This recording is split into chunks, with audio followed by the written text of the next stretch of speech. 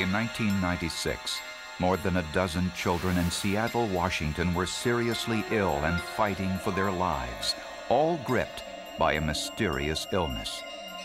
When one of the children died, officials feared more deaths would follow, and medical detectives frantically searched for the cause.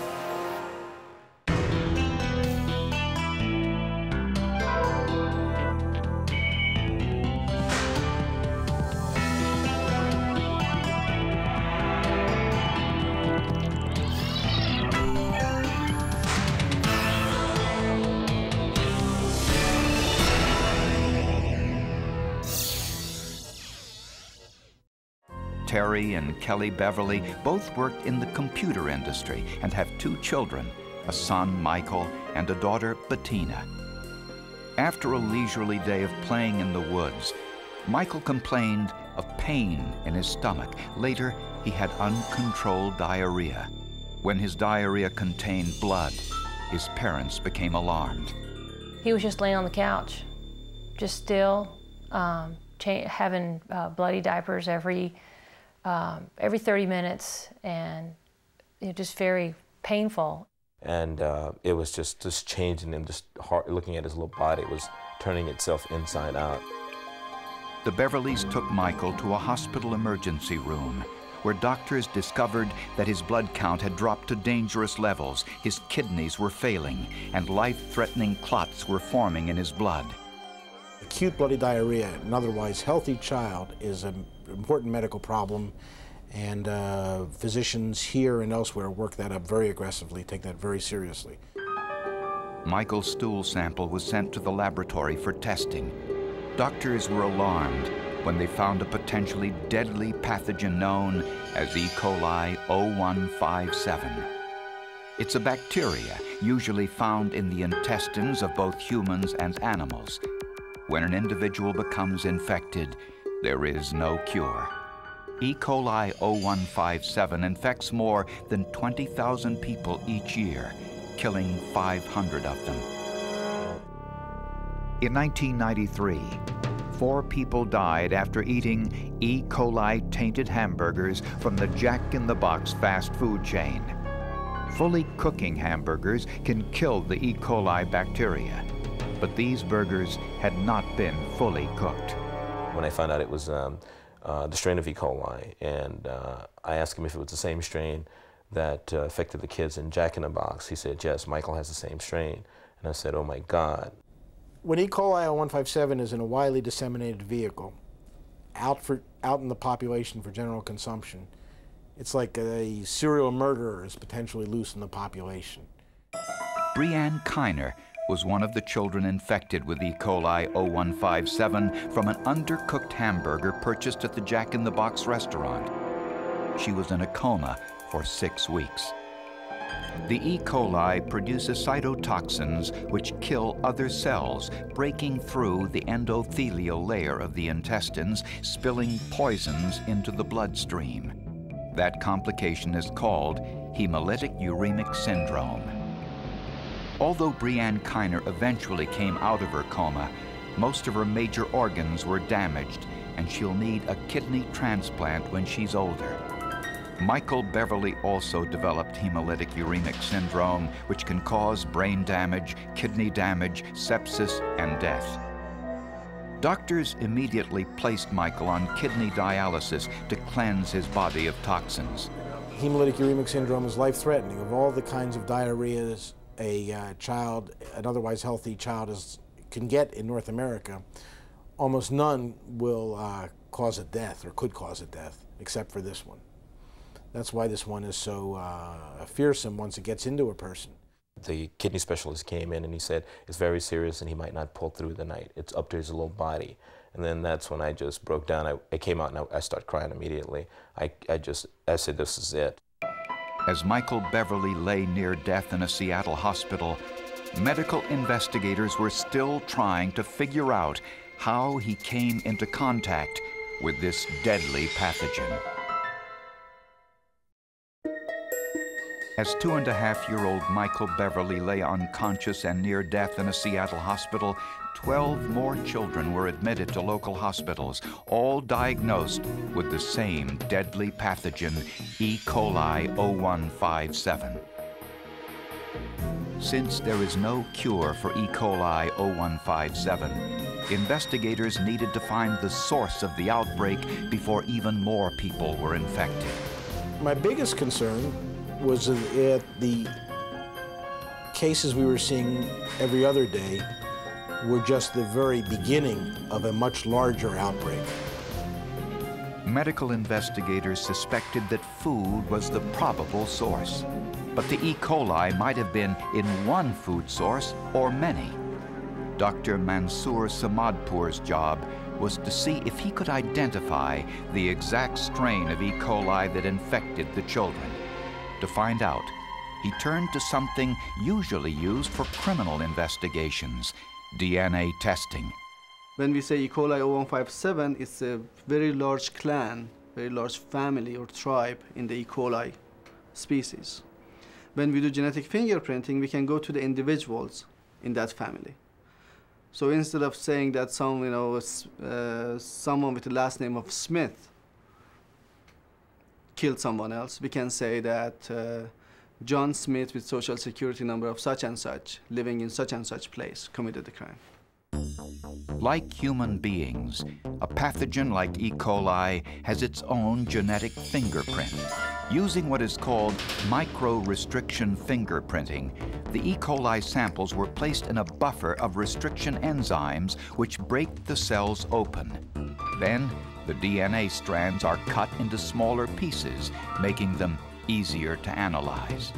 The fragments are placed into a gel with a dye. And after a process called electrophoresis, the genetic profile appears similar to a barcode.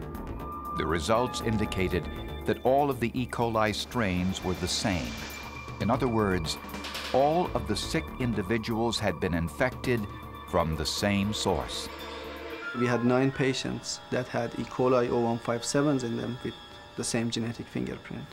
Definitely that shows that you have a growing outbreak. E. coli 0157 has a long incubation period, 5 to 7 days, far longer than most foodborne illnesses.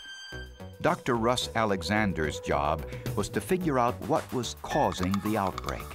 The standard method is to employ what's called a case control study.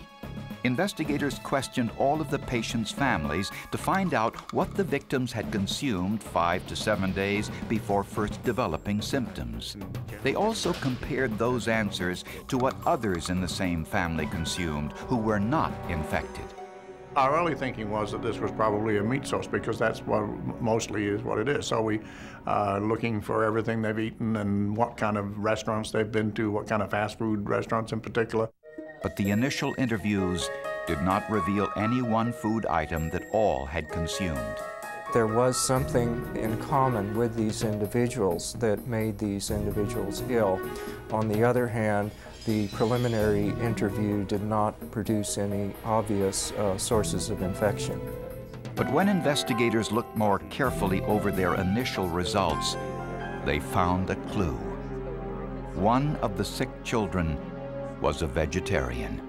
We had this one case that was a clear-cut case. It was a vegetarian family, and there was no chance of any meat in this particular instance. So we quickly realized we were into something else. This time, another more detailed questionnaire was designed with meat excluded as the possible cause. The new questionnaire centered on fruits, vegetables, dairy products, and related food sources.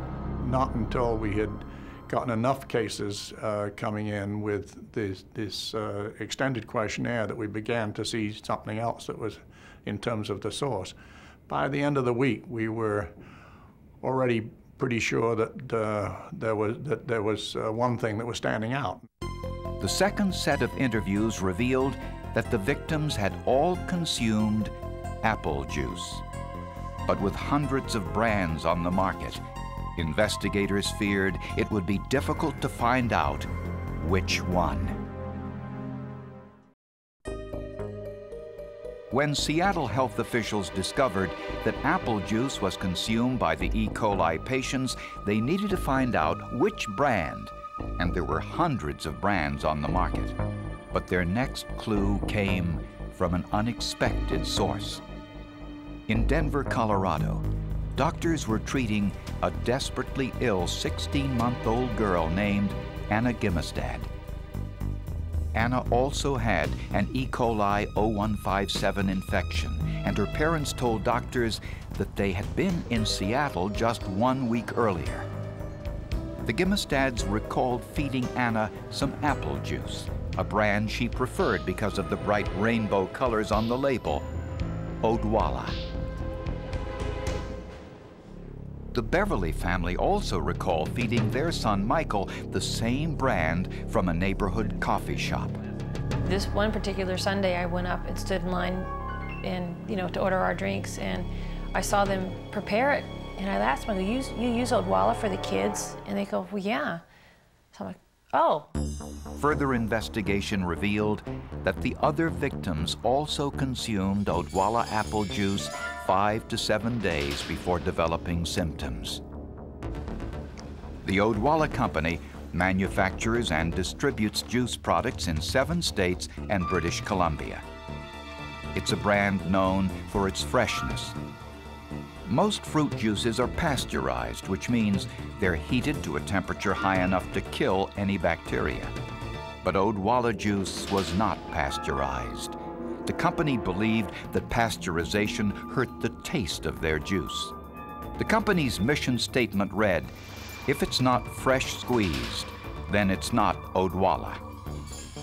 Just 9 days after the outbreak, health officials asked the Odwalla Company to voluntarily remove their product from store shelves. The company complied, even though there was no conclusive proof that Odwalla was the source of the outbreak.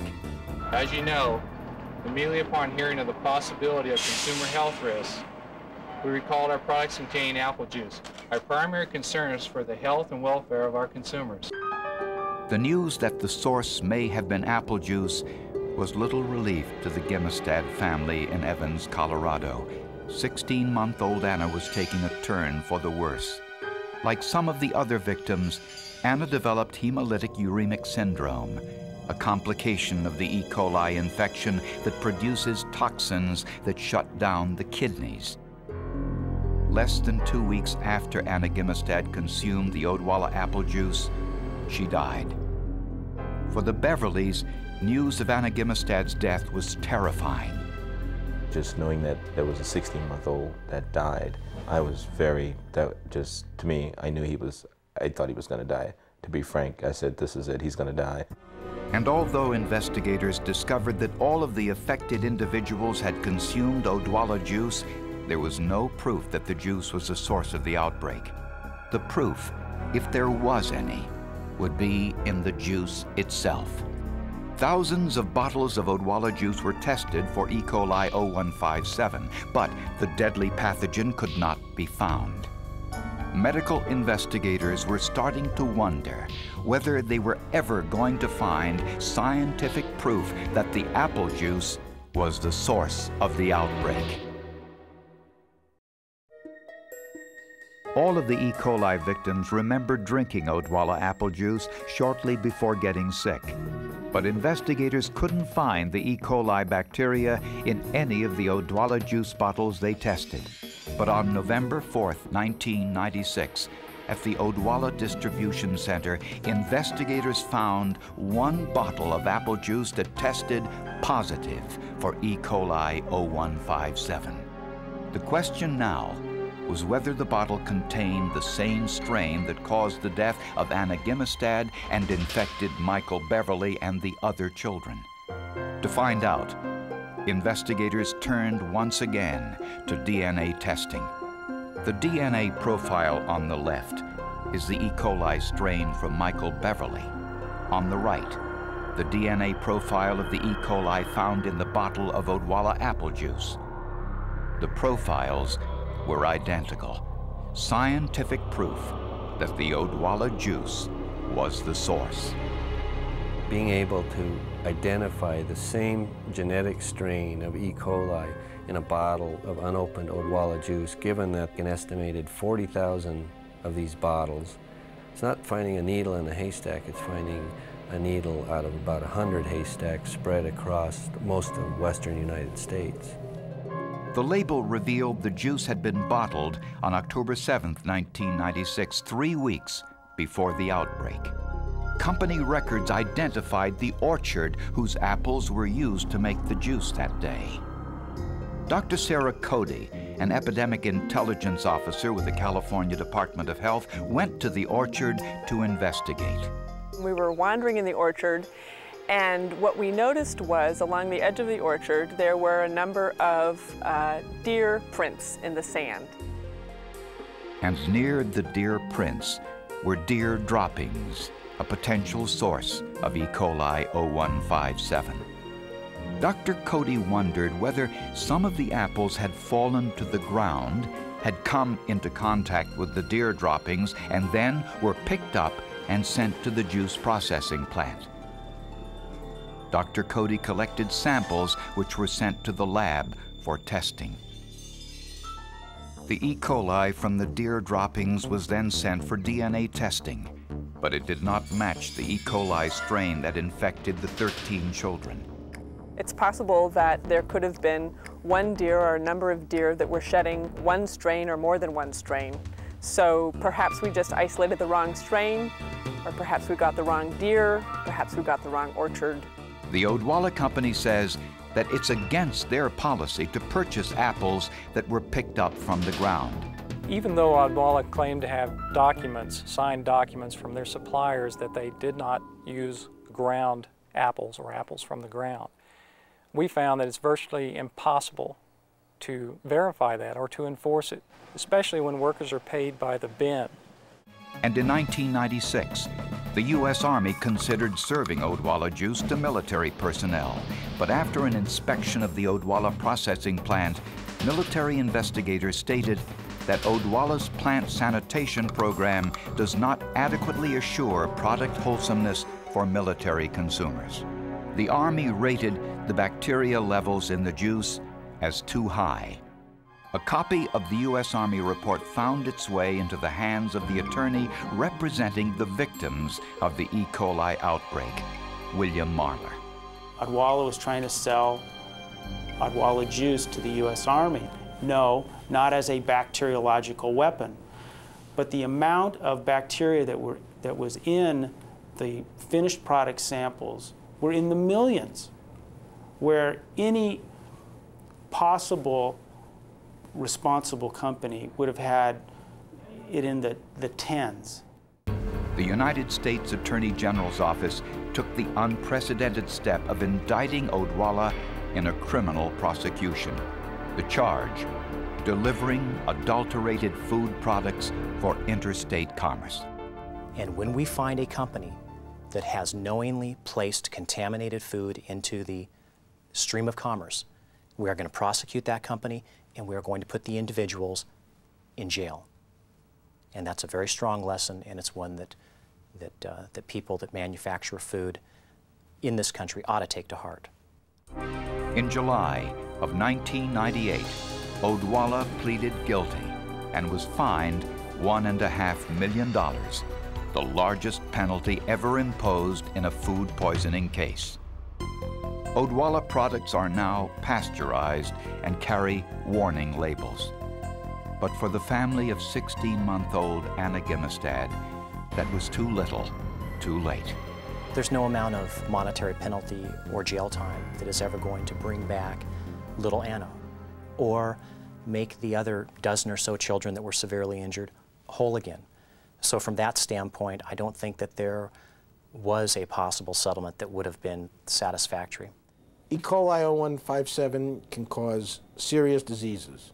There's other foodborne pathogens out there that can cause serious diseases. We have the technology to prevent many of these problems. The consumption of unpasteurized apple juice in the 1996 outbreak was a dramatic example of how a safe, effective technology was not employed to the detriment of children in the Northwest. The families of the victims filed suit against Odwalla and settled with the company before going to trial. The terms of that settlement were not disclosed. Michael Beverly now appears to be in good health, but he and the other children still face the possibility of future medical complications from their E. coli 0157 infection. What was it that almost killed Michael? It was E. coli. It was the effects of E. coli toxin in his body, eating up his system. That's what almost killed him. Unfortunately, I see it a little different. I see it as what almost killed him was a company's negligence and irresponsibility, and this shouldn't have happened. The smoking gun in this case was the science. It was what the forensics gave us. Odwalla had no wiggle room. It was conclusive. It was a matter of scientific principle that Odwalla's product had E. coli 0157H7 in it, and that was the same exact bacteria which was in the victims.